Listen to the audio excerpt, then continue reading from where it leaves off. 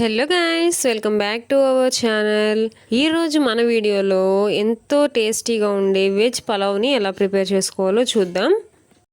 Just 10 మినిట్స్లో ఎంతో టేస్టీగా ఈ వెజ్ పలావ్ని ఎలా ప్రిపేర్ చేసుకోవాలో చూసేద్దాం పదండి. ముందుగా ఈ వెజ్ పలావ్ని ప్రిపేర్ చేసుకోవడం కోసం స్టవ్ ఆన్ చేసుకుని మనం పలావ్ దేంట్లో అయితే ప్రిపేర్ చేసుకుందాం అనుకుంటున్నామో దాన్ని పెట్టుకుని అందులోకి 1 టేబుల్ స్పూన్ నెయ్యి అలాగే 1 టేబుల్ స్పూన్ ఆయిల్ అనేది యాడ్ చేసుకోవాలి. ఆయిల్ అనేది హీట్ అయిన తర్వాత ఇందులోకి చూపిస్తున్న బిర్యానీ స్పైసెస్ అన్నీ కూడా యాడ్ చేసుకోవాలి. 2 పలావ్ ఆకులు, 1/2 టేబుల్ స్పూన్ షాజీరా, 2 యాలుక్కాయలు, కాస్త దాల్చిన చెక్క, 4-5 లవంగాయలు ఇవన్నిటిని కూడా యాడ్ చేసుకుని వీటిని ఒకసారి ఈ విధంగా ఫ్రై చేసుకున్న తర్వాత ఇందులోకి సన్నగా కట్ చేసుకున్న ఒక 4-5 పచ్చిమిర్చిని యాడ్ చేసుకోవాలి. అలాగే సన్నగా కట్ చేసుకున్న ఉల్లిపాయలను కూడా యాడ్ చేసుకుని వీటిని అన్నిటిని కూడా లైట్ గోల్డెన్ కలర్ వచ్చే వరకు కూడా ఫ్రై చేసుకోవాలండి.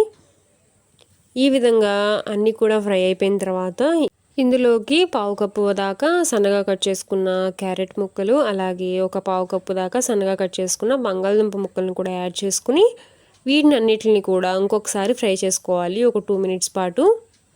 ఇవి కూడా లైట్ గోల్డెన్ కలర్ వచ్చే వరకు ఫ్రై అయిన తర్వాత ఇందులోకి ఒక 1/2 కప్పు టమాటో ముక్కల్ని యాడ్ చేసుకోవాలి. వీటిని అన్నిటిని కూడా మీడియం ఫ్లేమ్ మీద ఈ విధంగా మిక్స్ చేసుకుంటూ ఫ్రై చేసుకోవాలి. టమాటోస్ అనేవి మెత్తగా ఈ విధంగా అయ్యే వరకు కూడా ఫ్రై చేసుకోవాలి.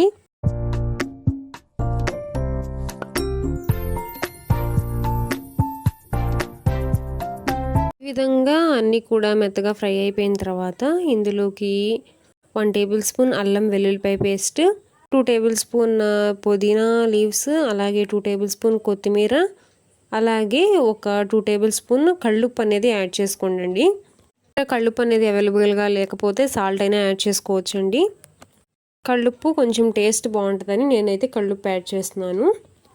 వీటిని అన్నిటిని కూడా ఈ విధంగా ఒకసారి ఫ్రై చేసుకుంటూ మిక్స్ చేసేసుకోవాలండి. ఆ తర్వాత ఇందులోకి మనం బియ్యము ఎన్నైతే తీసుకుంటున్నామో దానికి డబుల్ వాటర్ అనేవి యాడ్ చేసుకోవాలి. నేను 2 గ్లాసెస్ బియ్యం తీసుకుంటున్నాను, సో 4 గ్లాసెస్ వాటర్ అనేవి యాడ్ చేసుకుంటున్నాను.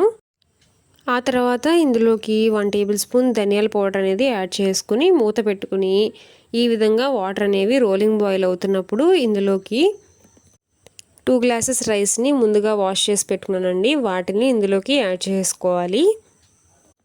దీన్ని ఒకసారి ఈ విధంగా మిక్స్ చేసుకుని మూత పెట్టుకుని మీడియం ఫ్లేమ్ మీద రైస్ అంతా కూడా మంచిగా కుక్ అయ్యే వరకు కూడా ఉడికించుకోవాలండి. ఈ విధంగా పలావ్ మొత్తం కూడా ఉడికిపోయిన తర్వాత లాస్ట్లో కాస్త ఫుడ్ కలర్లో వాటర్ అనేవి కలుపుకొని ఈ విధంగా యాడ్ చేసుకుంటున్నాను నేను. మీకు కావాలంటే యాడ్ చేసుకోండి, లేకపోతే వదిలేండి. ఇదైతే టోటల్గా ఆప్షనల్ అండి. ఈ విధంగా స్టవ్ని లో ఫ్లేమ్ మీద ఒక 1 మినిట్ పాటు దీన్ని మగ్గించుకోవాలి. ఆ తర్వాత స్టవ్ ఆఫ్ చేసుకుని మనం ఈ వెజ్ పలావ్ని అయితే సర్వ్ చేసుకోవచ్చండి. ఈ విధంగా 1 మినిట్ పాటు ఉడికించేసుకుని స్టవ్ ఆఫ్ చేసుకుంటే మనకి ఎంతో టేస్టీగా వెజ్ పలావ్ అయితే రెడీ అయిపోయిందండి. ఈ వెజ్ పలావ్ని కాస్త రైతాతో కానీ చికెన్ కర్రీతో కానీ సర్వ్ చేసుకుంటే ఉంటుందండి టేస్ట్. ఆహా, ఎంత బాగుంటుందోనండి. ఎంతో సింపుల్ ప్రాసెస్లో జస్ట్ 10 మినిట్స్లో మనం ఈ వెజ్ పలావ్ని అయితే రెడీ చేసుకోవచ్చండి. చాలా తక్కువ టైంలో ప్రిపేర్ చేసుకోవచ్చు, అలాగే ఎంతో టేస్టీగా కూడా ఉంటుందండి ఈ వెజ్ పలావ్ అయితే. మీరు కూడా ఖచ్చితంగా ఈ రెసిపీని ట్రై చేసి ఎలా వచ్చిందో కామెంట్ సెక్షన్లో కామెంట్ చేయండి.